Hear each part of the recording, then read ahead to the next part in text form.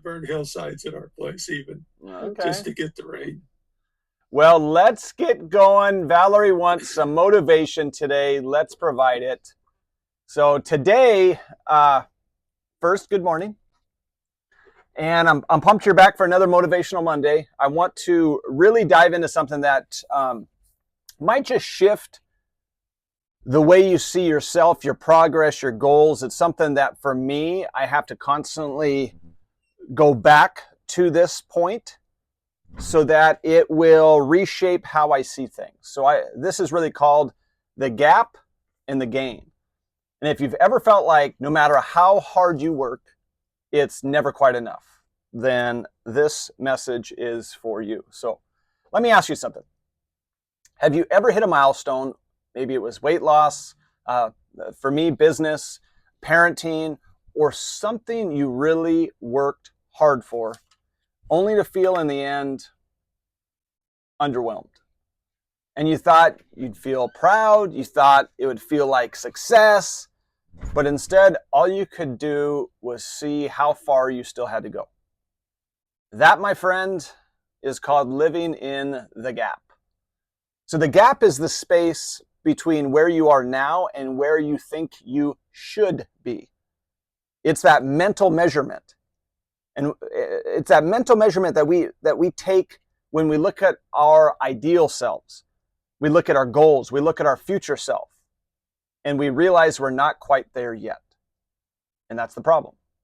Because most people live their entire lives in the gap. Always reaching, always striving, never arriving. And because of that, even their wins feel like losses. Even when you've done something amazing, you rob yourself of joy. And you might say things like, yeah, but I still have a long way to go. Well, it's not where I want to be yet. It's not that big of a deal. And soon it becomes a habit. It becomes a mindset, a lens you see your entire life through. So now let me introduce you to a better way, which is the gain. And the gain is the measurement from where you used to be to where you are now. It's progress. It's momentum. It's reality.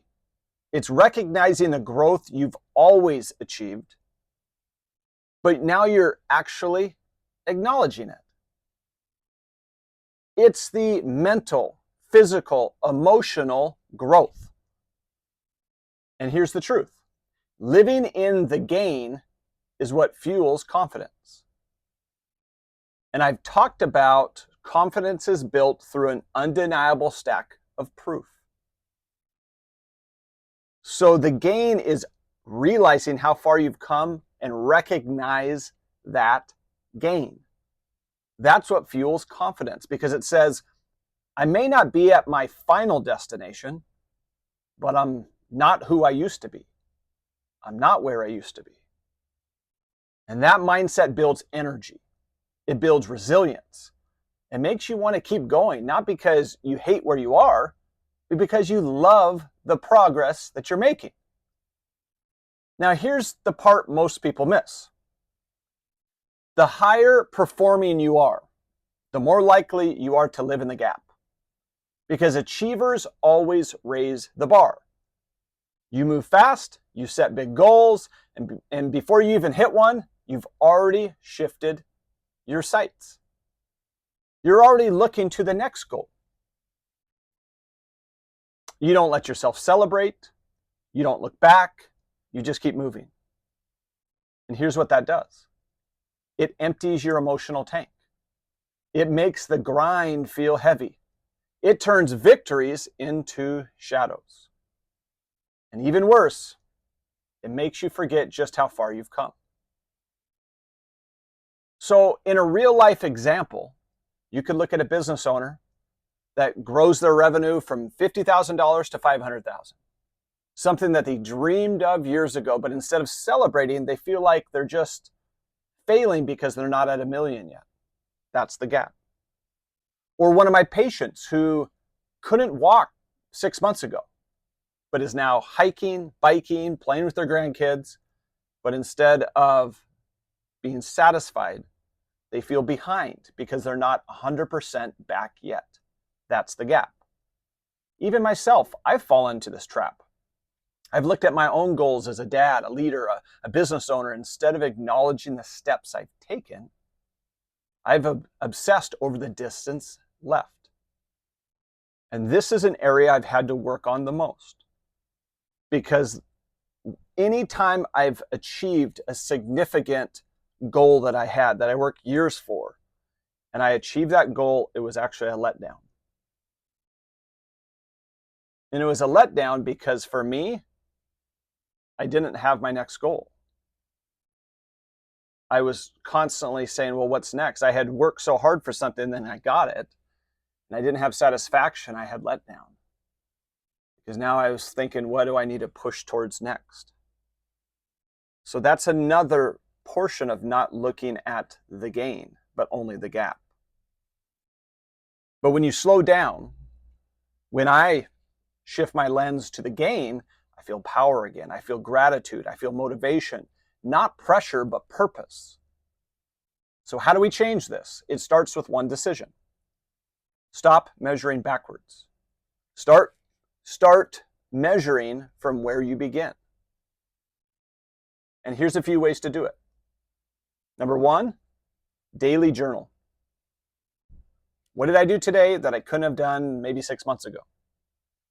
Number two, weekly reflection. How have I improved emotionally, physically, spiritually, or relationally in the last 30 days? And ask yourself, where was I at the start of this year? What progress have I made? And you'll be surprised how much you're overlooking. Living in the gain doesn't mean you stop setting goals. It means you honor the journey while you walk in it. So here's the truth before I let you go. You'll always have a gap.